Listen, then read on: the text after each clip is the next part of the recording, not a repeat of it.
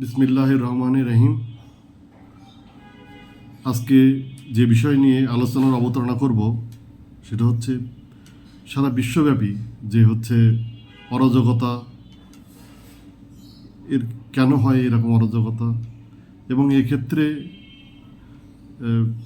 মানুষেরই বা করণীয় কী থাকে যা ধর্মতত্ত্বের আলোকে, এবং এক্ষেত্রে এর এর থেকে বেরোয় আসার উপায় কী, এগুলো নিয়ে সার্বিকভাবে একটা আলোচনার প্রয়াস করব।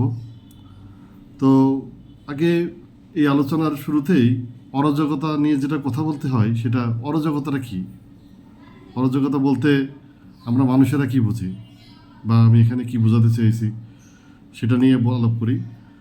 অরাজকতা হচ্ছে যেটা হচ্ছে মানুষের যে শান্তি নষ্ট হয়, যে সেটা সামাজিকভাবে হতে পারে, দলীয় হতে পারে, পারিবারিক, রাষ্ট্রীয়, এবং যে বিশ্বব্যাপী, এটাও এর মধ্যে আসে। এক শব্দ দিয়ে ক্ষেত্র জায়গা বিশেষ হলো সংজ্ঞায়িত হয় আলাদা আলাদাভাবে। মেন কথা, এটা শান্তিপূর্ণ অবস্থা না থাকা, যেখানে একটি অস্থির অবস্থা, মানুষের মনের মনের অবস্থার যে অশান্তি বিরাজ করে, এইগুলোকে অরাজকতা বলা যায় সহজ কথায়। অর্থাৎ এটা শান্তিপূর্ণ অবস্থানে পৃথিবীর মানুষ না থাকা, বা সমাজের মানুষ না থাকা, বা রাষ্ট্রের মানুষ না থাকা, মানুষের মধ্যে ভ্রাতৃত্বের অভাব, মানুষকে মানে সহ্য করা বা টলার করা, এই জায়গাগুলোর মধ্যে অভাব, পরস্পরের প্রতি শ্রদ্ধা ভক্তি না থাকা, সেটা ধর্মের কারণেই হোক, বা দলীয় বা মতের পার্থক্যের কারণে হলে হোক, বিভিন্ন কারণে যে একজন আরেকজনকে সহ্য করতে না পারা, বা তাদের মধ্যে মানে মতানৈক্য না ঘটা, এবং এরই পরিপ্রেক্ষিতে যে দূরত্ব সৃষ্টি হয়, পক্ষান্তরে যে একজন আরেকজনের জন্য যে শত্রুরূপে আবির্ভূত হয়, বা তাদের বিনাশ করার জন্য যে সর্বোচ্চ প্রচেষ্টা থাকে, সব কিছুই অরাজকতার মধ্যেই পড়বে। এই অরাজকতা যে নতুন করে মানে আমরা আমাদের সময় দেখছি এরকম কিছু না। সৃষ্টির শুরুর পর থেকে মানুষ তাদের কর্তৃত্ব স্থাপন করার জন্য, তাদের মতকে বা পথকে প্রতিষ্ঠিত করার জন্যই এরকম অরাজকতা করে যাচ্ছে, বা এটা উদ্ভব হয়েছে। হ্যাঁ, আসলে অরাজকতা মানুষ তার, আর কি বলবো, এটা মানুষ অন্যকে বুঝতে না পারার কারণে, বা নিজের মতটাকে অনেক বেশি প্রাধান্য দেওয়ার কারণে এটা হয়। আরও যে কারণে হয় সেটা হচ্ছে যে নিজেকে অন্য থেকে আলাদা বা শ্রেষ্ঠ বা কি বলে ক্ষমতাধর, এই যে জায়গাগুলোকে প্রতিষ্ঠিত করার জন্য যে যে অপচেষ্টা বা চেষ্টা, এটা থেকেই অন্য যারা এর থেকে উপেক্ষিত হয়, যাদের স্বার্থ বিঘ্নিত হয়, তারাও যখন হচ্ছে এর বিষয়ে কোনো সোচ্চার হয়, তখনই যে এই যে সত্য আর মিথ্যার মধ্যে যে দ্বন্দ্ব, এটাই অরাজকতা সৃষ্টি করে।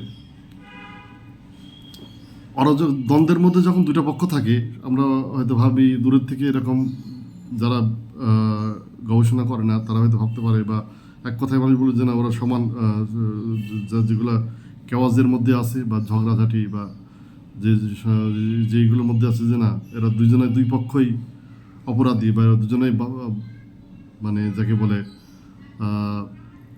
অন্যায়কারী, বা দুজনেই অপরাধী, সমান অপরাধী, এরকম ভাবার বা বলার, না জেনে না বলাই ভালো। কেননা যখন যখন দুটো পক্ষ কোনো দ্বন্দ্বের মধ্যে থাকে, বা একটা সমস্যার মধ্যে দিয়ে যায়, তখন হয় যে একটা পক্ষ হয়তো ওখানে সে তার সত্য প্রতিষ্ঠিত করার জন্য, বা মানে অধিকার প্রতিষ্ঠিত করার জন্য, বা মুসলিমদের পক্ষে কথা বলার জন্য দ্বন্দ্বে জড়াই যেতে পারে। তো সকল ক্ষেত্রে অরাজকতায় যে দুই পক্ষই যে অপরাধী হতে হবে, বা একজন যে মানে দুইজনেই যে অপরাধী, বা দুইজনেই যে সঠিক পথে নাই, এরকম বলারও কোনো সুযোগ নেই। তবে অরাজকতার বেশিরভাগই সত্য আর মিথ্যা দ্বন্দ্ব, এটাই নর্মালি বেশি হয়ে থাকে। তো এখানে এর থেকে আসলে নিষ্কৃতি, মানে যদি বলা যায় যে পৃথিবীর যে অরাজকতা, এটা কি সহসা চলে যাবে? না। পৃথিবীতে যে অরাজকতা বলছিলাম যে সৃষ্টি থেকেই আছে, পৃথিবী যুগ যুগ যুগ যুগ ধরেই এই অরাজকতা রয়ে গেছে, এবং আমাদের যখন আমরা এই আলোচনাটার মধ্যে আসি, এরপরে যে যদি শত বছরও বা হাজার বছরও যদি পৃথিবীর যদি চলতে থাকে, এই অরাজকতা আসতেই থাকবে। এখানে মানুষ আসলে এর মধ্য দিয়ে আত্মার সত্যনিষ্ঠতা, ন্যায়নিষ্ঠতা এইগুলো শো করার সুযোগ থাকে। কারণ যখন একটি পক্ষ অন্যায় একটি পক্ষ বা একটি রাষ্ট্র বা একটি পৃথিবীর যে কোনো একটি ক্ষমতাধর ব্যক্তিরা বা তাদের দলীয় যখন তাদের ক্ষমতা লিপসায় বা ক্ষমতারকে দীর্ঘস্থায়িত করার জন্য তারা যখন এরকম মানে মুসলিমের ওপর জুলুম করে, যখন তাদের ক্ষমতাকে হারানোর ভয়ে বা ক্ষমতার ভয়ে অন্যজনকে দমন পীড়ন করে, এই যে এটা কোনো পার্টিকুলার একটি নির্দিষ্ট সময় হবে এমন কথা না। এটা প্রতিনিয়তই হচ্ছে। মানুষের এখানে বিষয় হচ্ছে যে তুমি অরাজকতা বা এরকম অবস্থায় তোমার ন্যায়নিষ্ঠতা দিয়ে ন্যায়ের পথে থাকতে পারছো কি না। যারা অন্যায় পথে যাচ্ছে তারা বিবেক বিসর্জন দিয়ে বা বুদ্ধির প্রকৃত বুদ্ধি বা তাদের প্রয়োগ না করার কারণেই হচ্ছে। এক্ষেত্রে কোরআনের অনেক কিছু কিছু আয়াতও আসবে, যেগুলো আমি আয়াত আকারে কোরআনের রেফারেন্স দিয়েই বলবো, যদি আমাদের আলোচনাটা আরও ফলপ্রসূ এবং অর্থবহ হয় এবং আল্লাহ এই ব্যাপারে কোরআনে কি নির্দেশ দিয়েছেন বা কেন এরকম হচ্ছে, সব কথাগুলো এর মধ্যে উঠে আসে। তো পর্যায়ক্রমে এক এক করে আলোচনা করতে করতে গেলেই জিনিসটা আরও ভালোভাবে বোঝা যাবে। কিন্তু এই অরাজকতার কোনো যে আপনি তাৎক্ষণিকভাবে আপনার কোনো প্রজ্ঞা জ্ঞান দিয়ে শেষ করবেন তা না। এটা একটা আল্লাহর পরীক্ষা, যেটা সৃষ্টিগতভাবেই মানুষকে আল্লাহ পরীক্ষা করবেন যে ইহ জগতে মানুষ কে সৎকর্মপরায়ণে শ্রেষ্ঠ। একইভাবে পক্ষান্তরে যারা এরকম অরাজকতার বিপক্ষে মানে যারা জিয়ায় রাখতে চায় বা নিজেদের ক্ষমতাকে প্রতিষ্ঠিত করতে চায়, তারা আল্লাহ এইভাবে তাদেরকে যে তারা যে মানুষ হিসাবে মানে তার বিবেক খাটায় সঠিক পথে চলছে না, এই জন্য আল্লাহ হয়তো যে বলছে, আমি আল্লাহ কোরআনে কিছু অনেক জায়গায় বলছে যে আমি মানুষ ও জিন যারা আমি জাহান্নাম পূর্ণ করব। তো এরকম যারা বিবেক বুদ্ধি খাটায় না, তো এখানে যে জাহান্নামের যে ব্যবস্থা আছে মানুষ এবং জিনের জন্য, সেই এই অরাজকার মধ্যে তারা যারা বিবেক খাটায় অরাজকতার পক্ষে বা মানুষের শান্তি নষ্ট করার জন্য বা মানুষকে দমন পীড়ন করার জন্য যারা এরকম যাদের শরীর শাসকদের পক্ষ নেয় বা অত্যাচারীর পক্ষ নেয় বা নিজেই অত্যাচারী হয়ে যায়, তখন তাদের জন্য হলো আল্লাহর একটা ফায়সালা, যেরকম ধর্মগ্রন্থের মাধ্যমে জানা যায়। পক্ষান্তরে যারা অন্যায়ের বিপক্ষে সোচ্চার হয়, নিজের জান মাল এবং সময় এবং মেধা দিয়ে যে এই অন্যায়কে প্রতিহত করার চেষ্টা করে, তাদের জন্য আল্লাহ সুসংবাদ দিয়ে রাখছে। এখানে সূরা আমি আরাফ 179 নম্বর আয়াত বলছে যে মানুষ এই জায়গাগুলোতে আল্লাহ এটা মানে কোরআনের আয়াতে বুঝিয়ে বোঝাতে চাইছে, বলছে মানুষ এবং মানে জিন মানে জাহান্নামী মানে মানে জাহান্নামে যাবে তারা যারা হলো এরকম তাদের আল্লাহ তাদের জ্ঞান দেশে, বোধ দেশে, বিবেক, কর্ণ, চক্ষু এরকম মানে অমূল্য সম্পদ মানুষকে দেওয়া সত্ত্বেও যে মানুষগুলো তাদের যে উপলব্ধি অন্তরের যে ন্যায়নিষ্ঠতার জায়গা দিয়ে তাদের চিন্তাভাবনার প্রস্ফুরণ ঘটায় না, অন্যায়েতেই ঢুকে থাকে, পক্ষান্তরে আল্লাহ তাদের মানে অপবিত্র আরোপ করে, তারা তাদের জন্যই হয়তো আল্লাহ এরকম তারাই জাহান্নামী বলছে। এই এই আয়াতে সূরা আরাফের যে 179 নম্বর আয়াত, এটাই আল্লাহ বোঝার চেষ্টা করছে যে হৃদয় দিয়ে উপলব্ধি করে না, শুধু বুদ্ধি। আল্লাহ আমরা কোরআনের মাধ্যমে জানতে পারছি যে উপলব্ধি যে ব্রেনের যে দিয়েই হয় তা না, অন্তরে ন্যায়নিষ্ঠতার জায়গাগুলো আছে। যারা প্রকৃত বিশ্বাসী তারা এটা বুঝতে পারবে।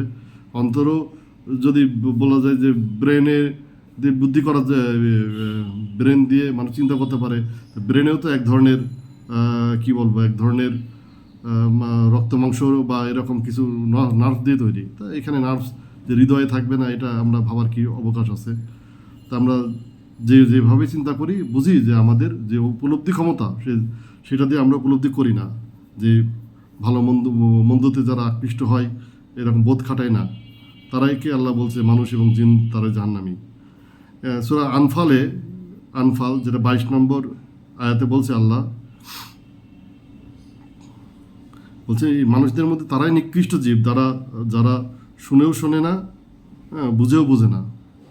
তারাই হলো সৃষ্টির মানে নিকৃষ্ট, যারা আল্লাহর যেভাবে মানে মানুষকে হেদায়েতের জন্য কোরআনের মাধ্যম দিয়ে নিজের উপলব্ধি খাটায় এরকম ভালোর জন্য চেষ্টা করে না, হ্যাঁ, এরকম তাতেই মন্দতেই আটকায় থাকে, এগুলো বোঝানোর চেষ্টা করেছে। এটা আমি কোরআনের দুটা আয়াত দিয়ে একটু রেফারেন্স হিসেবে রাখলাম। এখানে এই যে অরাজকতা বা এরকম যে পৃথিবীর বিশৃঙ্খলা, এই দুটো পক্ষর কথা বললাম, হ্যাঁ, তো এটা যে মানুষ এক্ষেত্রে করণীয় কি, দুইটা পথ এখানে কোরআনের যে আমি আমার স্টাডি থেকে যে বোঝা যায় যে মানুষই যেহেতু করে, অন্য প্রাণী নিয়ে তো আমরা কথা বলার সুযোগ নেই, যেহেতু পৃথিবী অরাজকতা মানুষই করতেছে। তো সেখানে দুইটা পক্ষ থাকে, একটা হচ্ছে ন্যায়ের পক্ষে আর একটা হচ্ছে অন্যায়ের পক্ষ। হ্যাঁ, অন্যায় মানে ন্যায়ের পক্ষ যারা হলো তার আত্মাকে সত্য দ্বারা, তার সত্য উপলব্ধি দ্বারা, তার বিবেকের যে উত্তোলনের দ্বারা, বিবেকের ন্যায়নিষ্ঠতার দ্বারা আলোকিত করেছে। পক্ষান্তরে যারা অন্তরকে আলোকিত করেছে, কুৎসিত করেছে, তারা অন্তরকে কালিমাযুক্ত করেছে। ন্যায়নিষ্ঠতা তারা হৃদয়ে আনতেই চায় না। এইভাবে সে অন্ধকারেই বা অন্যায়েই আকৃষ্ট হয়ে থাকে। তারা আর হৃদয়ে তার মধ্যে আর ন্যায়নিষ্ঠতার জায়গাটা তৈরি হয় না। তারা সত্য দেখতে পারে না। এরকমভাবেই প্রতিপক্ষ হয়ে যায় সত্য আর মিথ্যে, রাত আর দিনের মতো। তারা আলোকেই তারা মনে করে যে কুৎসিত মনে করে, সত্যকেই তারা মনে করে কুৎসিত। হ্যাঁ, কারণ তারা অন্ধকারেই আসক্ত হয়ে যাচ্ছে। এক্ষেত্রে আল্লাহ এরকম চিন্তাভাবনা যারা বুদ্ধি প্রয়োগ করে নিজেদেরকে ওই জায়গার থেকে বেরোই না নিয়ে আসার চেষ্টা করে বা নিজেদের সংশোধনী নেওয়ার চেষ্টা করে, আল্লাহ তাদের অন্তরের এরকম পীড়া বাড়াই দেয় বা তাদের যে রোগকে বহুগুণে বাড়াই দেয়। হ্যাঁ, এখন আমি এই সম্পর্কে কোরআনের দুইটা সূরার কয়েকটি আয়াত নিয়ে একটু এর সাথে রেফারেন্স হিসাবে আমি আলোচনার মধ্যে আনবো। যেমন সূরা আশুরা, এটা কোরআনের 26 নম্বর সূরা। এটা 221 থেকে 224 আয়াতগুলো পড়লে বোঝা যাবে আল্লাহ এখানে বলতে চাচ্ছে বলছেন যে হলো আসলে এই শয়তান হচ্ছে কাদের মধ্যে আসে, শয়তান মানে কাদের হৃদয়ে বা তাদের মানে সেই মানুষগুলোর বৈশিষ্ট্যটা কি। বলছে যারা হলো এরকম মিথ্যুক এবং অসৎ, তাদের অন্তরেই শয়তান তার হলো জায়গা করে নেয় এবং তাকে কোনোভাবেই মানে শয়তান তাকে তাদের মতো করে শয়তান তাকে এইভাবে আসক্তি করে যে সে ওতেই আষ্টে পৃষ্ঠে থেকে যায়, সে ওখান থেকে বেরোতেই পারে না। মানে যারা মিথ্যুক, হ্যাঁ, এবং হচ্ছে অসৎ। এরকম সূরা আমি আরেকটা বলি এক্ষেত্রে, সূরা আরাফ 200 থেকে 202 নম্বর 200 নম্বর আয়াত এবং 201 202, এতে বলছে যে মানুষ যাদের মধ্যে ন্যায়নিষ্ঠতা আছে বা যারা সৎ চিন্তা করে বা যারা অন্তরের উপলব্ধিটা যাদের মধ্যে আছে চরমভাবে, এদের অন্তরে যদি শয়তানের উপস্থিতি আসে, যেটা তাহলে তারা পক্ষান্তরে তারা সতর্ক হয়ে যায় শয়তানের উপস্থিতিতে। হ্যাঁ, এবং তার উপলব্ধি বুঝতে পারে যে শয়তান তাদের অন্তরে অসহসা দিচ্ছে। এটা হচ্ছে একটা ভালো আত্মার লক্ষণ। সে তাদের প্ররোচনা দিলে পারে সে সতর্ক হয়ে ওঠে। কিন্তু ওই যে আগে যেটা বললাম, এরকম যারা মিথ্যুক তারা এর থেকে বেরোতে পারে না, এতে আসক্ত হয়ে যায় এবং সে তাদেরকে ওইভাবে গুমরাহের পথেই নিয়ে যায়। সে আসক্তের আলো দেখতে পারে না। এই জন্যই এই শ্রেণীগুলো দুই শ্রেণীতে আমি মানে আলোচনার মধ্যে বিভক্ত করেছি। একটা হলো যারা আত্মা সত্যনিষ্ঠ, ন্যায়নিষ্ঠ, সততায় পরিপূর্ণ, যারা উপলব্ধি করে, তারা এরাই হলো তারা যাদের জন্য আল্লাহ সুসংবাদ রাখছে। তারাই হলো ডান পাশে, যাদের আমলনামা আল্লাহ ওই দিনকে তারা চিন্তিত হবে না। তাদের আমলনামা ডান পাশে থাকবে, তাদের ডান হাতে আমলনামা দেওয়া হবে। হ্যাঁ, এই যে মানুষের তার মানে পৃথিবীতে এই মানুষ এগুলো বুঝে যেতে পারবে যে মানুষ কতটা মানে সে উপযুক্ত, আল্লাহর ক্ষমা পাবে। হ্যাঁ, তার জন্য সে কতটুকু তৈরি। এখানে ধর্ম তো সবাই করে, যারা বিশ্বাসী, যে ধর্মেই থাকুক, যারা বিশ্বাসী আছে। আমি আলোচনায় একটু এই ব্যাপারে একটু যেহেতু ধর্মের কথা এসে গেল, একটু আলোচনার অবতারণা করি যে ধর্ম বলতে আমরা মুসলমানরা বুঝি যে আমরা আমরা মুসলিম, মানে যে আমরা ইসলাম ধর্ম, বা অন্যদেরকে আমরা খ্রিস্টান ধর্ম বলি, কিছুকে ইহুদি ধর্ম বলি, কিছুকে সনাতন ধর্ম বা হিন্দু ধর্ম বলি। এরকম ধর্ম যে পার্থক্যগুলা, এগুলা আল্লাহ অনেক আয়াতগুলো আমি সামনে নিয়ে আসবো, যদি আল্লাহ বলছেন যে আমি ইচ্ছা করলে তোমাদেরকে একই ধর্ম মতে বিশ্বাসী করে দিতে পারতাম। আল্লাহ এরকম বলছে যে আমি আয়াত সহই বলবো যে আমি করি নাই। কেন? যে তোমরা ভিন্ন ধর্মে হয়েও মানুষ ন্যায়নিষ্ঠতার জায়গাতে কতটা মানে বিশ্বাসী হয়ে তোমরা সৎকর্মের মাধ্যম দিয়ে তোমরা কতটা সফল হতে পারো, এটাই আল্লাহ দেখতে চাই। হ্যাঁ, আমরা আমাদের মতো করে আমরা আমাদেরকে শ্রেষ্ঠ মনে করার কারণে এই ধর্ম নিয়ে বুঝতে অসুবিধা হয়।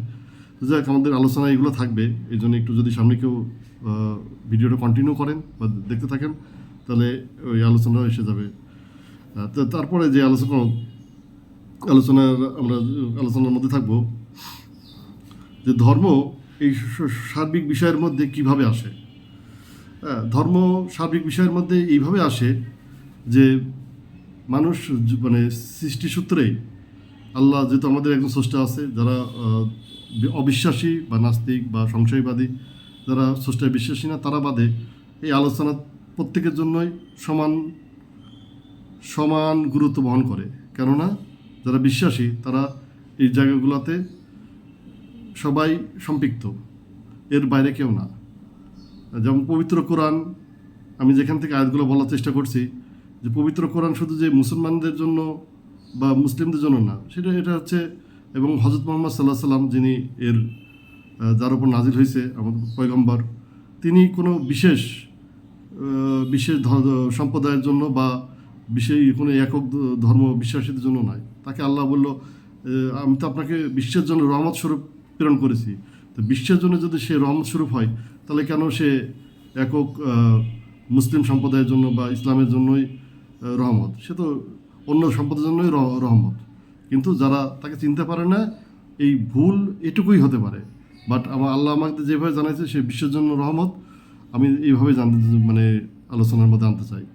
এবং কোরআনও যে সব গ্রন্থকেই বলছে যে এই কোরআনকে এইভাবে পরিচয় করাই দিয়েছে যে সব গ্রন্থের যে সঠিক ছিল, সব যারা আল্লাহ দ্বারাই প্রেরিত ছিল, এবং তাদের যে রসুল যাদের মাধ্যমে কোরআন আল্লাহ পৃথিবীতে মানুষের কাছে পৌঁছে দিয়েছেন, তারা যে প্রত্যেকের আল্লাহর প্রতিনিধি ছিল, পয়গম্বর ছিল, এবং আল্লাহ এখানে সাক্ষ্য দিচ্ছেন, এই রসুলের মাধ্যমে আল্লাহ জানাই দিচ্ছেন, এবং সাথে জানাই দিচ্ছেন যে ওই কিতাবগুলো সবই আসমানি কিতাব, এবং ওই সম্প্রদায়ের লোকজন যারা কিভাবে তারা আল্লাহ নৈকট্য লাভ করেছে, একইভাবে কিভাবে বিভ্রান্ত হয়েছে।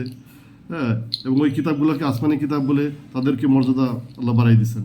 পক্ষান্তরে সর্বশেষ কিতাবকে আল্লাহ বললো তোমরা এটাকে তোমরা গ্রহণ করো।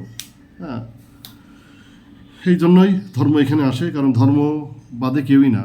কারণ একটা মানুষ যখন শিশুকাল থেকে একটু বড় হওয়া শুরু করে, তার পরিবারের সূত্রেই সে যে ধর্মকে বেড়ে ওঠে, সে ধর্মকে পায়, এবং ওতেই সে তার নিজের জীবনকে গঠন করে। যদি সে খ্রিস্টান ধর্মের একজনের সন্তান হয়, সে খ্রিস্টান ধর্মেই সে বড় হবে, সেই কালচারেই বড় হবে, কিন্তু স্রষ্টার ব্যাপারে সে থাকবে অভিন্ন। কারণ স্রষ্টা সে যে তাকে সৃষ্টি করেছে, এবং সে হলো ব্রহ্মাণ্ডের মালিক। হ্যাঁ, তার কাছে ফিরে যেতে হবে, তাকে জবাব দিতে হবে। এই বিষয়গুলো যখন তার মাথায় থাকবে, সে তার নির্দেশনাগুলো জানার চেষ্টা করবে যে তার স্রষ্টার নির্দেশনা কী। স্রষ্টার নির্দেশ, তাকে ইবাদত করা তো নির্দেশ রয়েছে, তাকে বিশ্বাস করা, তার আরও যেসব বিশ্বাস করতে বলছে, যেমন তার যে পয়গম্বর মাধ্যম দিয়ে গ্রন্থটা আসছে তাকে বিশ্বাস করতে বলছে, গ্রন্থের প্রতি ইমান আনতে বলছে, তা ইমান আনতে বলছে ফেরেশতার উপরে, যা দেখা যায় না, দৃশ্য দেখা যায় না, পরকাল দিবস, মানে যে দিবস বিচার দিবসের পরে আল্লাহ ইমান আনতে বলছে, যে বেহেশত দোজক, যেগুলো আল্লাহ এরকম জানিয়েছেন, যেগুলো মানুষ দুনিয়ার জিন্দগিতে পরে পাবে, সেগুলোর প্রতি। হ্যাঁ, এরকম আল্লাহ ইসলামিক গ্রন্থগুলো পড়লে মানুষ আরও ডিটেলসলি জানতে পারবে। যেহেতু অন্য আলোচনার মধ্যে অনেক কিছু আমি এর আগে রাখছি, আমি যে আলোচনা করছি এই আলোচনার মধ্যেই থাকবে বলে আমি এই কথাগুলো আর আগাচ্ছি না। তো এই যে আলোচনা করছিলাম যে হলো, সুতরাং কর্ম আসে হলো গুরুত্বপূর্ণ হবে যখন ধর্মগ্রন্থগুলোকে স্রষ্টা জানিয়েছে। এখানে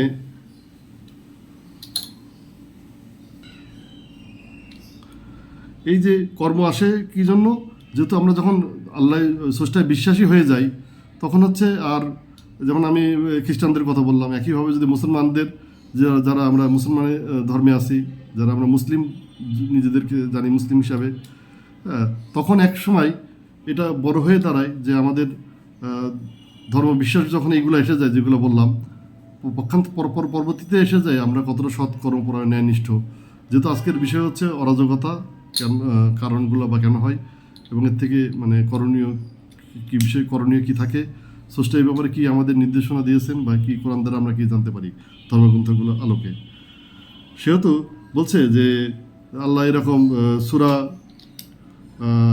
কোরআনে 90 নম্বর সূরা, এখানে 11 নম্বর 12 নম্বর 11 থেকে 16 নম্বর আয়াতে বলছে যে হলো যে গিরিপথ, দুর্ভিক্ষ দিনে খাদ্য এতিমদেরকে, দুর্ভিক্ষ দিনে মানুষের পাশে দাঁড়ায় তাদের খাদ্য দান করা, এতিম মিসকিন এরম অসহায় দারিদ্রদের দারিদ্র কী বল দারিদ্র নির্মূলের জন্য তাদের পাশে দাঁড়ানো, হ্যাঁ, তাদেরকে সবসময় একা ছেড়ে না দেওয়া, স্রষ্টার প্রতিনিধি হিসাবে যদি আপনার সামর্থ্য থাকে যে তাদের পাশে দাঁড়ায় সার্বিকভাবে নিজের অন্তরে ন্যায়নিষ্ঠতার জায়গাকে আরও সুসংগত করার সুযোগ থাকে। এক্ষেত্রে নাম বা যশ কামানোর থেকে আপনার স্রষ্টাকে, এই জন্যই বারবার এই কথাগুলো, স্রষ্টায় যারা বিশ্বাসী তারা পরকালে যারা চিন্তা ভাবনা করে, তারা এরকম মানে নিজেকে শো ডাউন করার জন্য বা অন্যের দ্বারা পাবলিসিটি পাওয়ার জন্য না, বরং তো আল্লাহর সন্তুষ্টির জন্য যখন এগুলো করবে, আল্লাহ কিন্তু অন্তরে ন্যায়নিষ্ঠতা জানেন, তিনি সর্বগামী, তিনি জানেন যে আপনি কী জন্য কোন কাজ করতেছেন। এভাবে আপনি সারা পৃথিবীর মানুষকে ধোঁকা দেওয়ার সুযোগ থাকলেও তিনি স্রষ্টার সাথে আপনি কখনোই পারবেন না, কারণ তিনি সব কিছু অন্তরে ন্যায়নিষ্ঠতার জায়গাটাও তিনি সম্যকভাবে অবগত আছেন। এখন যে আলোচনাটা করব, যে এই যে মানুষ বিভিন্ন ধর্মের হয়, হ্যাঁ, এটা মানে আমরা যারা ভিন্ন ভিন্ন ধর্মের মানুষ থাকে, এই যে ধর্মের ভিন্ন ভিন্নতার কারণেই তারা কিন্তু এমন না যে আমরা যেমন ইসলাম ধর্মে দাখিল আছি বা মুসলিম হিসাবে মুসলমান হিসাবে দুনিয়াতে বিরাজ করছি, ধর্ম পালন করছি, আমরা যেভাবে একইভাবে ধর্মকে মর্যাদাপূর্ণ এবং ঐশ্বরিক এবং শ্রেষ্ঠ মনে করি, যারা ইসলাম ধর্মের দীক্ষিত নাই বা অন্য ধর্মে দীক্ষিত আছে, তারাও কিন্তু তাদের অন্তরের জায়গা থেকে এবং তাদের পবিত্র গ্রন্থগুলোকে আল্লাহর স্রষ্টা দ্বারা প্রেরিত গ্রন্থই মনে করে। তাদের যারা তাদেরকে দিক প্রদর্শন করেছেন, যাদের মাধ্যমে ধর্মগ্রন্থগুলো তারা পাইছেন বা হেদায়েতের বাণীগুলো তারা পাইছেন, তাদেরকে তারা খুবই মর্যাদাপূর্ণ এবং স্রষ্টার প্রতিনিধি হিসাবেই জানে, এবং তাদেরকে সেই রকমই মূল্যায়ন করেন যেরূপ আমরা মূল্যায়ন করি বা আমরা ভালোবাসি। শুধু এক্ষেত্রে একটি বিষয় থাকে, সেটা হচ্ছে যে স্পেশাল কিছুই নাই, হ্যাঁ, এইগুলো আল্লাহর কাছে হলো সবাই সাধারণ। আমরা ভিন্নতা তৈরি করছি আমাদেরকে নিজেদেরকে শ্রেষ্ঠত্ব দেওয়ার জন্যই, কিন্তু আল্লাহর কাছে এরকম, তার কাছে সবাই আল্লাহর কাছে হচ্ছে তার সৃষ্টি, তার হচ্ছে বান্দা, এবং আল্লাহর কাছে সবারই সমান সমান সুযোগ রয়েছে আল্লাহর কাছে শ্রেষ্ঠত্ব হওয়ার জন্য, তার অন্তরের শ্রেষ্ঠত্ব বাড়ানোর মাধ্যমে, তাকওয়া অর্জন করার মাধ্যমে, মুত্তাকি হওয়ার মাধ্যমে। যে তাকওয়া কি, মুত্তাকি কি, আমি আলোচনার মধ্যে আনবো, যেটা কোরআনের আয়াতের মাধ্যমে আনার চেষ্টা করবো, যে এই সূরাতে মুত্তাকির আল্লাহ সংজ্ঞা দিয়েছেন এরকম।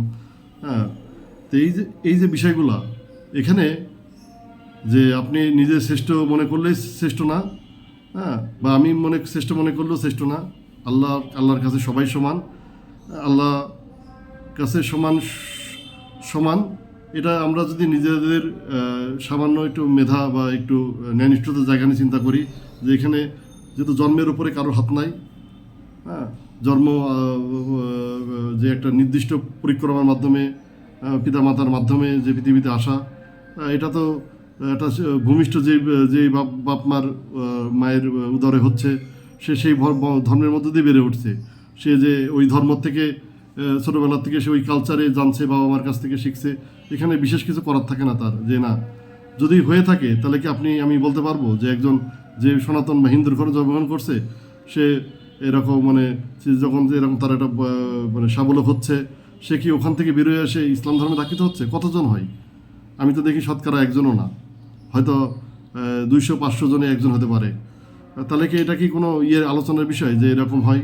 তার মানে তাদেরকে অবহেলা করা করা যাবে না, বরঞ্চ তারা তারা তারা তাদের কর্মের জন্য তাদের স্রষ্টার কাছে জবাবদিহি করবে। তাদের ন্যায়নিষ্ঠতা কতটা আছে তারা তারা তাদের ওই ব্যাপারে তাদের আল্লাহর কাছে তাদের জবাব দেওয়া লাগবে, তাদের স্রষ্টার কাছে। এবং আমরা যারা ধর্মে দীক্ষিত আছে, আমরা কি সবাই ওই রকম সৎ ন্যায়পরায়ণ? আমাদের মধ্যে কি ভুল নাই? আমরা কি অরাজকতা সৃষ্টি করছি না? আমরা কি এরকম অন্তরের ন্যায়নিষ্ঠতা সবাই চিন্তা করি? আমরাও তো অন্তরকে কলুষিত করে থাকতে পারি।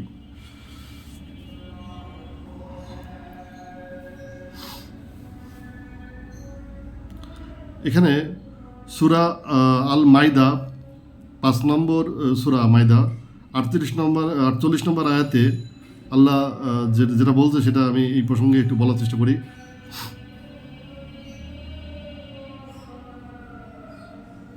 আল্লাহ বলছে এখানে আয়াতে, আপনি এটা পড়লে বুঝবেন, আল্লাহ প্রত্যেকের জন্যই একটা শরীয়ত বা তার হচ্ছে যে তার যে মানে যে শরীয়ত বলতে বোঝায় যে তার নির্দেশিকা বা চলার মানুষের চলার পথ, এরকম বিভিন্ন এবং কর্মপন্থা দিয়েছেন।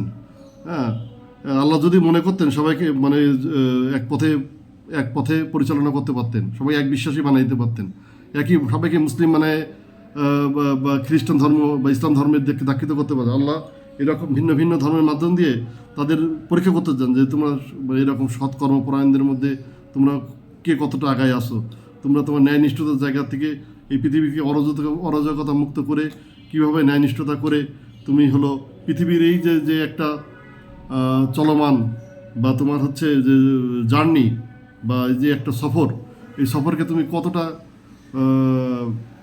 ফ্রুটফুল বা বা সুগন্ধযুক্ত করেছো, দুর্গন্ধমুক্ত করেছো নিজের আত্মাকে, হ্যাঁ, এগুলা আল্লাহ দেখে নেবেন আর কি।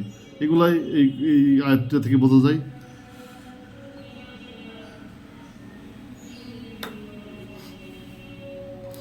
এখন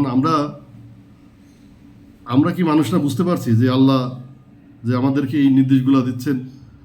আমরা যে নিজেদের এরকম শুধু নিজের অল্প কিছু কথার মধ্যে বা চাকচক্যের মধ্যে বা আমাদের ইগোগত বা আমাদের যে আমরাই শ্রেষ্ঠ বা আমরা ধর্মের মধ্যে আমরাই শ্রেষ্ঠ এবং মানুষ হিসাবে আমি ক্ষমতাধর, আমি অনেক দামি, এরকম বলার মধ্যে দিয়ে কি আমরা আমাদের কি মানে ন্যায়নিষ্ঠতার জায়গার পরিচয় দিচ্ছি?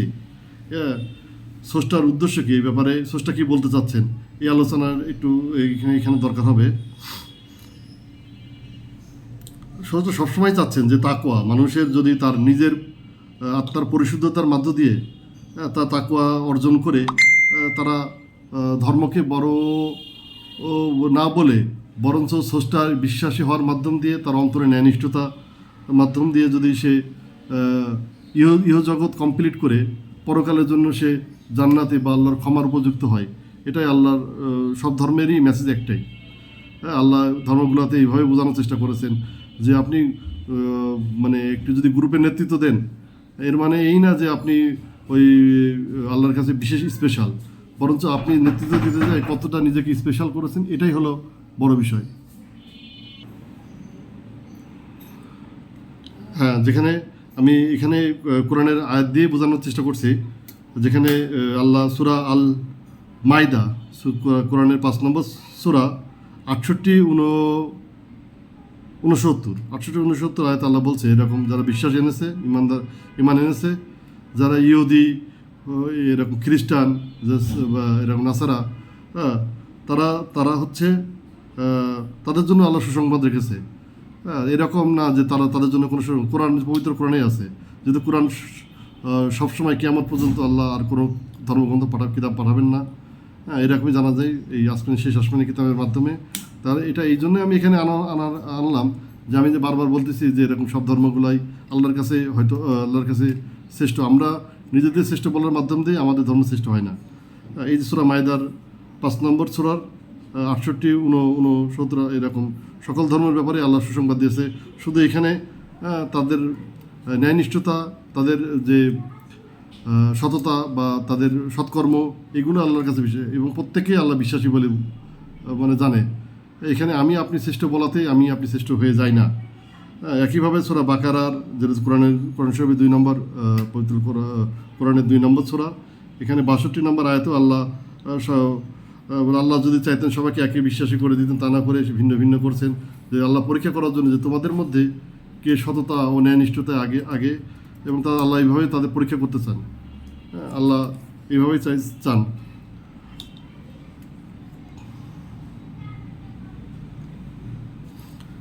এখন বিষয় হচ্ছে যে মানুষ, যে আল্লাহ যে ভিন্ন ভিন্ন এরকম মানুষ হলো, জন্মসূত্রে ভিন্ন ভিন্ন বিভিন্ন পরিবেশে মানুষ হলো বেড়ে ওঠে।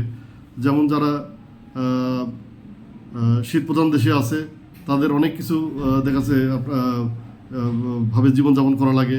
তাদের ঘরের মধ্যে তাদের খাওয়ার মেনুর মধ্যে, রুচির মধ্যে পার্থক্য আছে। তাদের ওখানে যারা গ্রীষ্মপ্রধান দেশে আছে, এখানকার খাদ্য অভ্যাসে ওখানকার খাদ্য অভ্যাস এক না। তাদের আচরণ, তাদের চিন্তাভাবনা এবং বিভিন্ন কিছুর মধ্যে তাদের পার্থক্য আছে। এই জন্য আমরা সার্বজনীনভাবে মানে শুধু আমি আমার পরিবার বা আমার বন্ধুবান্ধব বা আমার রাষ্ট্র বা সমাজের মধ্যে যাদেরকে দেখি, এদের ভাবে সারা গ্লোবালি আমি এভাবে চিন্তা করতে পারি না যে ওরা এইভাবে না, ওরা এটা খায় কেন, ওটা ওইভাবে চলে না কেন, ওদের পোশাক এরকম কেন। আমাদের মানে পরেশগারী বা মুত্তাকি হওয়ার জন্য আপনার এইরকম নির্দিষ্ট লেবাসের মাধ্যমে না, বরং তো লেবাসটা লাগবে হচ্ছে অন্তঃকরণের। সেটা হচ্ছে ন্যায়নিষ্ঠতার লেবাস, সততার লেবাস এবং এবং মানে আল্লাহর যে নির্দেশগুলো দিয়েছে যে তুমি এতিমদের পাশে দাঁড়াও, বঞ্চিতদের পাশে দাঁড়াও, তুমি যাদের প্রতি তোমার হক আছে তাদের হকগুলো পালন করো, তুমি কারোর জন্য ক্ষতিকারক হয়েও না।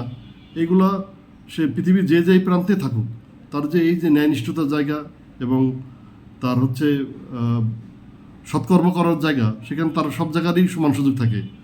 সেটা তার খাদ্য অভ্যাস কী হলো, তার পোশাক পরিচ্ছদ কী হলো, এইগুলোর উপরে চিন্তা রাখে না। এখানে তার হচ্ছে অন্তঃকরণটা সবারই সমান এবং তারাও আল্লাহকে মানে স্রষ্টাকে বিশ্বাস করার সুযোগ আছে, অবিশ্বাস করার সুযোগও আছে। একইভাবে সে যেমন অন্তরটাকে মানে কুলসিত করার সুযোগ আছে, অরাজকতাটার মধ্যে থাকারও সুযোগ আছে। এর জন্য দেখা যায় যে পৃথিবীব্যাপী যে বিভিন্ন জায়গায় যুদ্ধ চলতেছে, মানে ক্ষমতাধররা যারা একটু পিছিয়ে পড়া বা তুলনামূলক কম শক্তিধর, তাদেরকে বঞ্চিত করতে করতে তারা যখন অসহায়ের মতো আর ওখান থেকে যখন তার প্রতিবাদ শুরু করে, তখনই তাদের উপর জুলুম নির্যাতন চালায় এরকম জালিমরা। এতে কি হয়, তারা মানে দুনিয়ার থেকে অনেকে অকাল মৃত্যু হয়ে যায়। তারা এরকম যাদেরকে শহীদ বলা হয়,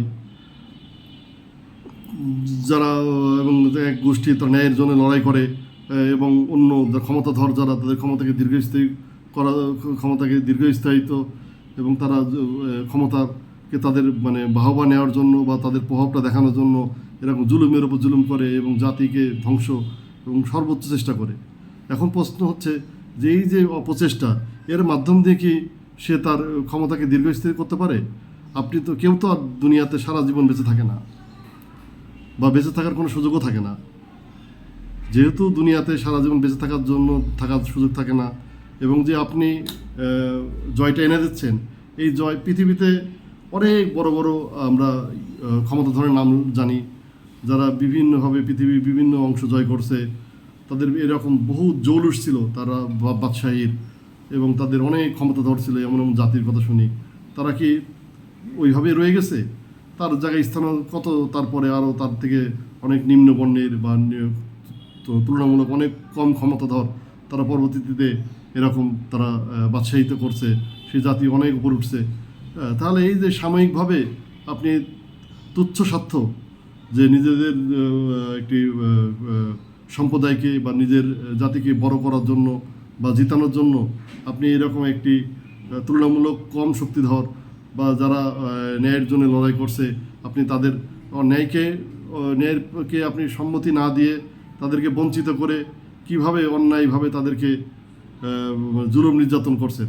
দুনিয়াতে মানুষ দেখলেই বুঝতে পারবে যে আসলে মানুষ হলো রাষ্ট্রীয়ভাবেও অনেক ক্ষেত্রে এইগুলো হয়। তারা যে সবসময় যে মনে করেন যে তাদের সরকারের বা অন্যায়ের যে সমর্থন করে তার ওদের মধ্যে ভালো লোক থাকে, কিন্তু মানুষ বুঝতে পারে যেটা অন্যায় হচ্ছে। যারা অন্যায়ের কে তারা ঘৃণা করে, পক্ষান্তরে ন্যায়নিষ্ঠতা দিয়ে সত্য জায়গাগুলোকে উপলব্ধি করে সত্যভাবে চলা প্রতিবাদ করে বা সত্যকে প্রতিষ্ঠিত করার জন্য চেষ্টা করে, তারা কিন্তু অন্তর আত্মা দিয়ে কিন্তু ভিন্ন ওই জায়গার থেকেও হওয়ার সুযোগ হয়।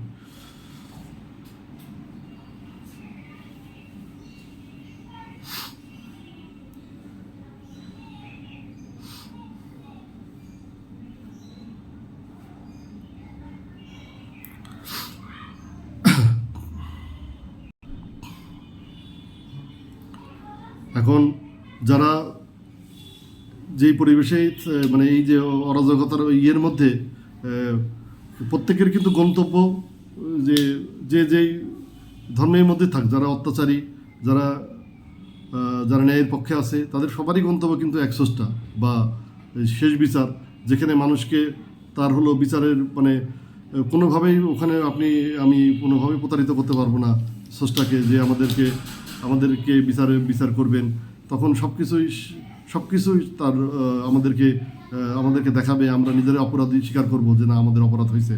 কিন্তু ওই সময় হাজার চিন্তা মানে চেষ্টা করলেও আপনি ফিরে আসতে পারবো না যে দুনিয়ায় আমাকে আরেকবার ফিরিয়ে দাও, যেটা আমি আয়াত দিয়েই একটু পরেই আমি আলোচনায় আনবো। আমি এখন সূরা আল বাকারার 2 নম্বর সূরা 177 নম্বর আল্লাহ বলছে যে তোমরা এরকম যারা মানে এটা এই আয়াতটার এখানে আলোচনার বিষয়টা আসছে এই জন্য যে তোমরা যারা পূর্ব পশ্চিমে যেদিকে মুখ ফেরাও, এখানে কোনো কল্যাণ নাই। মানে যে মনে করেন যে যে যে বিশ্বাস মতেই আছে, যে কেউ হলো পূর্ব দিকে দেখাচ্ছে যে হয়ে ইবাদত করে, কেউ পশ্চিম দিকে, এই যে ভিন্নতা মানুষের মধ্যে, ধর্মবিশ্বাসীদের মধ্যে বলছে এতে কোনো কল্যাণ নেই। আল্লাহ নিজেই সাক্ষী দিচ্ছে যে কোনো কল্যাণ নেই। আল্লাহই বলতেছেন কল্যাণ নেই। আল্লাহ কল্যাণ আছে কিসের পক্ষান্তরে আল্লাহ বলতেছে কল্যাণ আছে হলো ইমান আনাতে, আল্লাহতে বিশ্বাসী হওয়াতে। আল্লাহ বিশ্বাসী হলে পরে আপনাকে পরবর্তীতে কর্মগুলো চলে আসে অটোমেটিক, সেগুলা ইমান আনাতে। আর কিসে ইমান আনাতে? যে বিচার দিবসের প্রতি ইমান আনাতে, ফেরেশতাদের প্রতি ইমান আনাতে, এরকম সব কিছু এরকম যেগুলা পরকাল, এরকম জান্নাত জাহান্নাম, আল্লাহর বিচার, হ্যাঁ, আপনার আমার শাস্তি মানে এবং শাস্তির কথা, পুরস্কারের কথা, এরকম সব কিছুই চলে আসবে যখন আমরা আল্লাহ ইমান আনবো।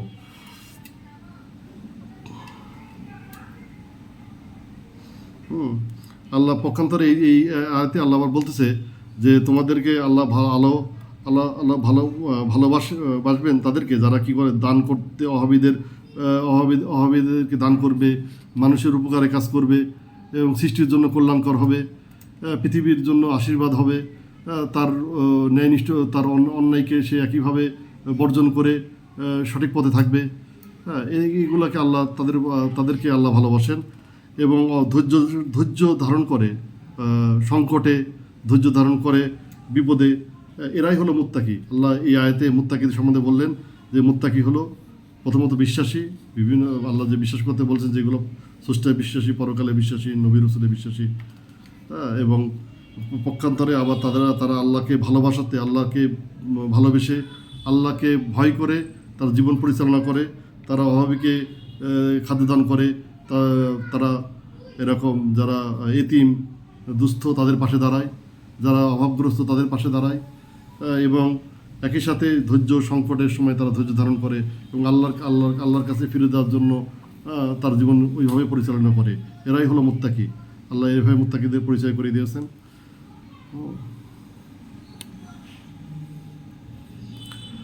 এখন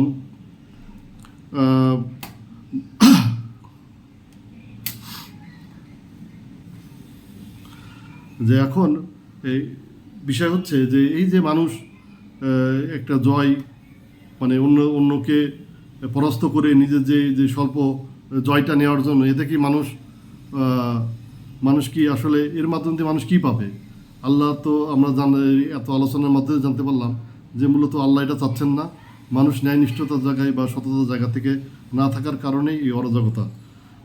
তো এতে মানুষের এরকম বিজয় হলে সে কতটুকু কী পাবে, মানুষের এতে লাভ কী? এটা কি মানুষ এই এই এতে কি মানুষের কোনো স্বার্থ, ক্ষণিকের স্বার্থ দেখা যাচ্ছে? সে হয়তো কিছু লোকের বাহবা পাবে বা তার হলো তার ক্ষমতার জায়গাটা থাকবে। এই ব্যাপারে বলছে সূরা আল সিজদায় 32 নম্বর আয়াতে আল্লাহ 12 থেকে 13 নম্বর 32 নম্বর সূরায় 12 থেকে 13 নম্বর আয়াতে বলছে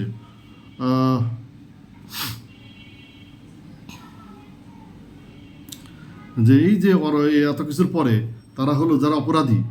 এই সূরা সিজদায় 32 নম্বর আয়াতে 32 নম্বর সূরায় আল্লাহ 12 এবং 13 নম্বর যে আয়াত আছে এখানে বলছে যে যে তারা এরকম এরকম বিভিন্ন অপকর্ম করে তারা যে অপকর্ম করে তারা যে এরকম নিজের আত্মাকে কলুষিত করেছে, তারা যে পরকালে আল্লাহর কাছে যে এরকম ভৎসনা, এবং তারা যে তাদের এরকম আমল নামা যখন দেখতে পারবে যে এরকম কদাকার, তারা এরকম জুলুম নির্যাতন এবং সত্য প্রতিষ্ঠা জুলুম নির্যাতনে নিজেদেরকে নিয়ে রেখেছিল, তারা দুনিয়াতে যেভাবে চেষ্টা কর্তৃক চলা দরকার ছিল চলতে পারেনি, তারা তখন কি হবে? লজ্জিত হবে। তারা বলবে স্রষ্টা আল্লাহ আমাকে দুনিয়াতে আর একবার পাঠান, আমরা এরকম ন্যায়নিষ্ঠভাবে চলবো, আমরা লজ্জিত। হ্যাঁ, এবং তারা ইচ্ছা করবে যে আল্লাহর কাছে এরকম প্রার্থনা করবে, হ্যাঁ, যে যে আমাদেরকে আরেকবার পাঠান। কিন্তু আল্লাহ এরকম সুযোগ আমরা ধর্মগ্রন্থের মাধ্যমে যেগুলো অন্য আয়াতের মাধ্যমে জানতে পারছি, এরকম সুযোগ আর তখন থাকবে না। সকলকে আল্লাহ চাইলে পারে সৎকর্মপরায়ণ, পক্ষান্তরে বলছে যে আল্লাহ সকলকে চাইলেই সৎকর্মপরায়ণ করতে পারতেন। এর মানে এই না যে আল্লাহ আমাদেরকে করেননি। আল্লাহ আমাদের যে প্রত্যেককে ন্যায়নিষ্ঠতার জায়গা দিছে, যেটা বলছিলাম যে আমাদের অন্তরকে আমরাই গঠন করতে পারি। যেমন আমরা আমাদের জীবনকে ছোটোবেলা থেকে কেউ ভালো থাকার জন্য পড়াশোনা করে বা চেষ্টা করে, হ্যাঁ, যে আমরা এরকম ভালো চাকরি পাওয়ার জন্য, ভালো ব্যবসা করার জন্য বা জ্ঞান বৃদ্ধি করার জন্য চেষ্টা করি।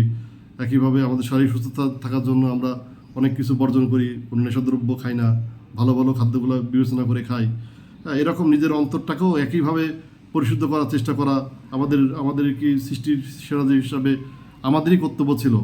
কিন্তু আমরা আমাদের আত্মাকে কলুষিত করে ফেলার কারণেই, হ্যাঁ, এই যে পরবর্তীতে এই সমস্যাগুলো আসে। এই জন্য আমরা আল্লাহকে কোনোভাবে অভিযুক্ত বা সৃষ্টি করার সুযোগ নেই, কারণ আমরা আমাদের আত্মাকে আমরাই কলুষিত করি। আল্লাহ এই জন্যই বলছে যে আল্লাহ ইচ্ছা করলে তোমরা যে এরকম করতেছো, আল্লাহ ইচ্ছা করলে করতে পারতো, কিন্তু তোমাদেরকে স্বাধীনতা দেওয়া হয়েছে, তোমরা তোমাদের আত্মাকে কলুষিত করতে পারো অথবা আলোক উজ্জ্বলও করতে পারো, যেটা আল্লাহ এই সূরা সিজদার 32 নম্বর সূরার 12 নম্বর আয়াতে বলেছে।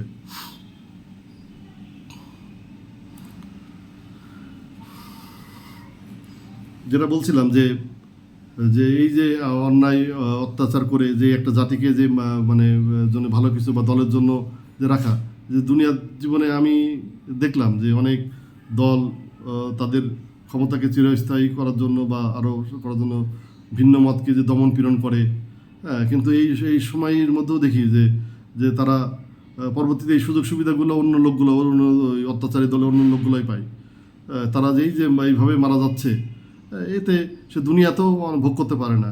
পক্ষান্তরে অনেক রাষ্ট্রের মধ্যেও আমি দেখতেছি যে এরকম যুদ্ধ, মানে তাদেরকে মানে কোনোভাবেই অত্যাচারী যে শাসকগুলো আছে তারা এরকম নিরস্ত্র বা অপেক্ষাকৃত কম শক্তিধর রাষ্ট্রকে এরকম মানে তাদের কী বলো আন্ডারে রাখার জন্য এরকম প্রতিনিয়তই অন্যায় অত্যাচার জুলুম করে যায়। এতে এটা তারা যে তাদের জীবন দশাই হয়তো তারা অনেকে দেখে সুযোগ হয় যে তারা এই কর্মফলে কোনো কাজেই আসে না। তারা একসময় আল্লাহর দ্বারা অভিশপ্ত হয়ে পরাস্ত হয়, হেনস্থা হয়, লাঞ্ছিত হয়। তারপরেও এই যেন প্রবাহমান, এই ধারা যেন চলমান, অরাজকতাও এরকম চলতেই থাকে। যে এই কারণেই আলোচনার প্রথমেই আমি বলার অবকাশ করছিলাম যে অরাজকতা আসলে এটা থেমে থাকা বা কোনো পার্টিকুলার কোনো এটা সময়ের জন্য না, এটা চলমান প্রক্রিয়া, এটা চলতেই থাকে। আপনি এর মাধ্যম দিয়ে কতটুকু ন্যায়নিষ্ঠ, কতটা স্রষ্টার কাছে আমরা মানে ভালো বা আমরা জান্নাতের জন্য উপযুক্ত, এটাই আল্লাহ বিবেচনা করে নেন। এই হলো আমার পুরো মেসেজ। একইভাবে এই যে অরাজকতা, এই যে সিস্টেম বাই সিস্টেম চলতেই থাকবে। যারা এরকম অন্ধতে আসক্ত হবে, ন্যায়নিষ্ঠতার জায়গাকে বিসর্জন দেবে, সে পক্ষান্তরে আত্মার সাথেই জুলুম করে, আল্লাহ কারোর সাথে জুলুম করেন না। এবং এই আত্মা পরবর্তীতে সত্য আর ন্যায়ের জন্য উপযুক্ত না হওয়ার কারণে সে অন্ধকারে নিমজ্জিত হয়ে যায়, তার আত্মা জান্নাতের বা জন্য উপযুক্ত হয় না। হ্যাঁ, এটা কোনো মানুষেরই কাম্য না। এই জন্যই আলোচনা, ভিডিও অবকাশ, যদি এর মাধ্যম দিয়ে যদি আমরা যদি জায়গাগুলো বুঝতে পারি এবং আমাদের যদি আত্মার উন্নতি করতে পারি, এই মেসেজটা আমরা নিজেদের মধ্যে শেয়ার করার জন্যই এই ভিডিও। তো যাক, আমি আর একটু আলাপ করি এই ব্যাপারে সূরা আল ফাতির যে সূরাতে কি বলছে আল্লাহ 18 নম্বরে, কেউ কারোর বোঝা বহন করবে না যদি সে নিকট আত্মীয় হয়। এবং অন্য অন্য আয়াতে আপনি কোরআনে পড়লে বুঝতে পারবেন, পিতা পুত্রের বোঝা বহন করবে না। এখানে বলছে যে কেউ কারো বোঝা বহন করবে না যদি সে নিকট আত্মীয় হয়।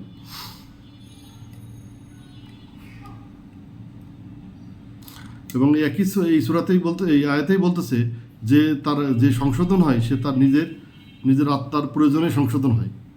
হ্যাঁ, কেউ একই সাথে বলছে কেউ কারো বোঝা বহন করবে না, আবার পাশাপাশি বলতেছে যে নিজের সংশোধন হয়েছে তা নিজের জন্যই হয়। এখানে মানে সকল সময় একই যাত্রা। আপনি কোনোভাবেই এখানে গ্রুপ বা অমুক সম্প্রদায় বা অমুক পার্টিকুলার কোনো দলের বা কোনো একটি রাষ্ট্রীয় এজেন্ডাকে বাস্তবায়ন করার জন্য বা এইভাবে তারা পাশে কাউকে পাবেন না। সকল সময় এই জার্নি আপনার একই। জন্মের সূত্রেও আপনি একা দুনিয়াতে আসছেন এবং মৃত্যুর পরেও কিন্তু আপনাকে যে ধর্ম বিশ্বাসী হন তাকে ওইভাবেই তাকে একাকেই করা লাগবে। যদি কাকে কবরস্থ করা হয়, কাকে দাহ করা হয়, যেভাবে করা হোক, এই যে জার্নি সকল সময় একারই জার্নি। এবং স্রষ্টার কাছে আপনাকে একারই জবাব দেওয়া লাগবে।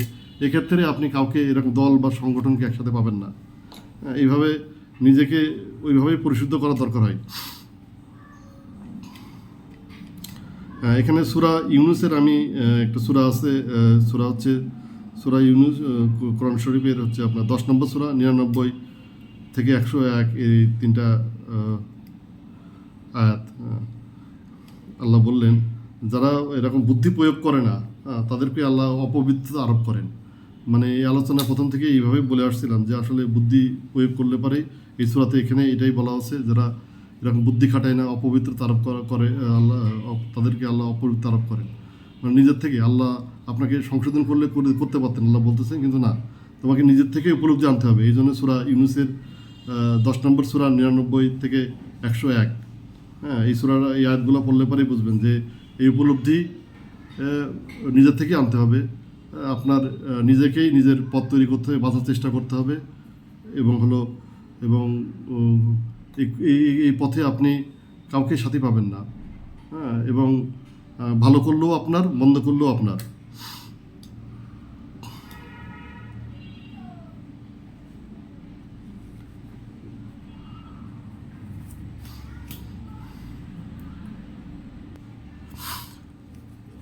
এখানে পবিত্র কোরআনের সূরা আল মায়দা আয়াত হচ্ছে 8 থেকে 10। এখানে এই প্রাসঙ্গিক কোরআনের আয়াত থেকে আমি আলোচনা শেষ করতে চাই, যেটা খুবই মানে আল্লাহ এখানে কোরআনে আমাদের কি জানাইছে। হে মুমিনগণ, তোমরা আল্লাহর উদ্দেশ্যে ন্যায় সাক্ষ্যদানের ব্যাপারে অবিচল থাকবে। কোনো সম্প্রদায়ের শত্রুতা কারণে কখনো ন্যায় বিচার পরিত্যাগ করো না, সুবিচার করো, এটা খোদা ভীতির অধিক নিকটবর্তী। আল্লাহকে ভয় করো, তোমরা যা করো নিশ্চয়ই আল্লাহ সে সম্পর্কে খুবই জ্ঞাত।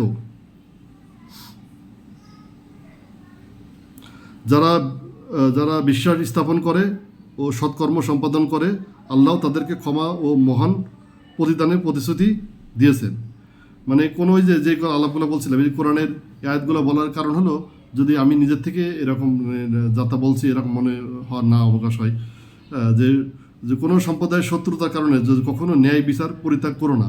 আল্লাহ মানে প্রত্যেককে বলে দিচ্ছে, এমন না যে কোনো মানে কেস টু কেস, মানে প্রত্যেক ব্যক্তির সাথে আল্লাহর সম্পর্ক। কোনো এরকম পার্টিকুলার আপনি দল বা সম্প্রদায়কে জড়ালে হবে না। যা বলছে যে অবিচল থাকবে, সত্য ন্যায় সাক্ষ্যদানের ব্যাপারে অবিচল থাকবে, এবং কোনো সম্প্রদায়ের শত্রুতার কারণে কখনো ন্যায় বিচার পরিত্যাগ করো না। নিজেকে, অন্তরকে তুমি কুলসিত করো না, তুমি তোমার সততা জায়গা ছেড়ো না, তুমি সত্যের কাছেই থাকো। প্রয়োজন যদি সম্প্রদায় তোমার বিপক্ষে চলে যায় বা সম্প্রদায়কে তোমার যদি সাপোর্ট নাও করা লাগে, তুমি ন্যায় যদি বুঝে থাকো তাহলে পরে এবং অন্যায়ের সাথে তুমি নিজেকে জড়াও না, সুবিচার করো। এটাই হলো খোদা ভীতির অধিক নিকটবর্তী। আমি যে আলোচনা করছি এটা মূলত কোনো ধর্মীয় অনুশীলন নয়, নামাজ বা রোজা বা এইগুলোর তো অন্য বিষয়। আমি আত্মা নিয়ে, আমি অন্তকরণ নিয়ে আলোচনার বিষয় নিয়েই আমি পছন্দ করি এবং সেই জায়গায় আছি। বলছে সুবিচার করো, এটা খোদাভীতির অধিক নিকটবর্তী। আল্লাহকে ভয় করো, তোমরা যা করো নিশ্চয়ই আল্লাহ সে বিষয়ে খুবই জ্ঞাত। আচ্ছা, আমি একদমই শেষে চলে আসছি ভিডিওর। আমি যেটা মানে ক্ষমতা যারা ব্যক্তি, হ্যাঁ, তারা তো মানে একটা সময় আর কি ভুলেই যায় যে হলো ক্ষমতা ক্ষণস্থায়ী, হ্যাঁ, যে তারা এক সময় থাকবে না, এইভাবেই কিন্তু এতে আসক্ত হয়ে যায়। এটাই হলো আসক্ত হওয়ার কারণেই তারা একটা অন্তরের রোগ হয়ে যায়। এটা এইভাবেই চলতে থাকে। এরই ধারাবাহিকতার কারণেই দেখা যায় যে অরাজকতাটাও কন্টিনিউ হয়। তাছাড়া অরাজকতা মানুষ যদি মানে আল্লাহ হয়তো চাইছে যে এরকম যে সত্য মিথ্যা মানে মানে হচ্ছে সত্য হলো সে মিথ্যাকে মস্ত করে, এইভাবে আল্লাহ মানে ন্যায়নিষ্ঠতাবান এবং সৎলোক পেয়ে যায় আর কি। হ্যাঁ, আমি একদম শেষে চলে আসি। আমি একদম আমি মানে শেষ কথা দিয়ে শেষ করব যে যে যে সূরা আন-নাবা আয়াত হচ্ছে 38 থেকে 40। আল্লাহ পাক কি বলছেন এখানে? যেদিন রূহ ও ফেরেশতাগণ সারিবদ্ধভাবে দাঁড়াবে, দয়ামে আল্লাহ যাকে অনুমতি দেবেন সে ব্যতীত কেউ কথা বলতে পারবে না এবং সে সত্য কথা বলবে।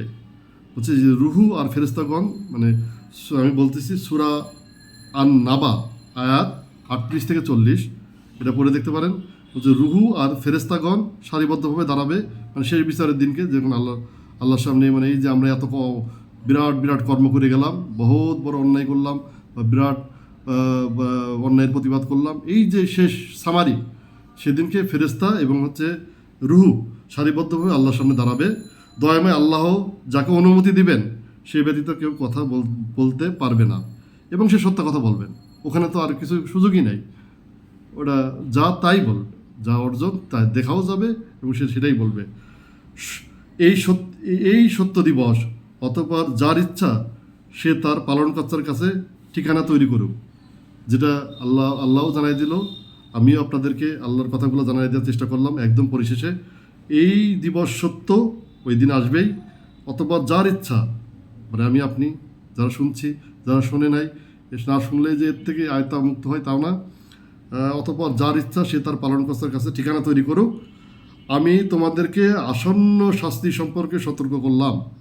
আল্লাহ বলছে, আমি তোমাদেরকে আসন্ন শাস্তি সম্পর্কে সতর্ক করলাম, যেদিন মানুষ প্রত্যক্ষ করবে যা সে সামনে প্রেরণ করেছে এবং কাফের বলবে, হায় আফসোস, আমি যদি মাটি হয়ে যেতাম।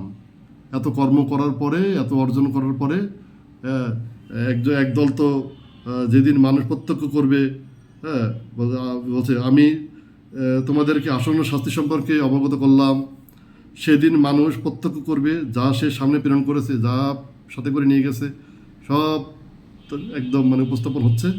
হ্যাঁ, কাফেররা বলবে হাই, মানে যারা এরকম বিভিন্ন রকম অরাজকতার মধ্যে নেগেটিভ রোল প্লে করেছে, ভিলেনের রোল প্লে করেছে, যারা সৃষ্টির জন্য ক্ষতিকারক ছিল, যারা অন্তরে ন্যায়নিষ্ঠতার কথা শোনে নাই, তারা অন্তরকে কলুষিত করেছে, তারা তো মরবেই, মরার তো কোনো বিকল্প নাই। এবং ওই দিনও আসবে, সেদিন বলবে, হাই আফসোস, আমি যদি মাটি হয়ে যেতাম।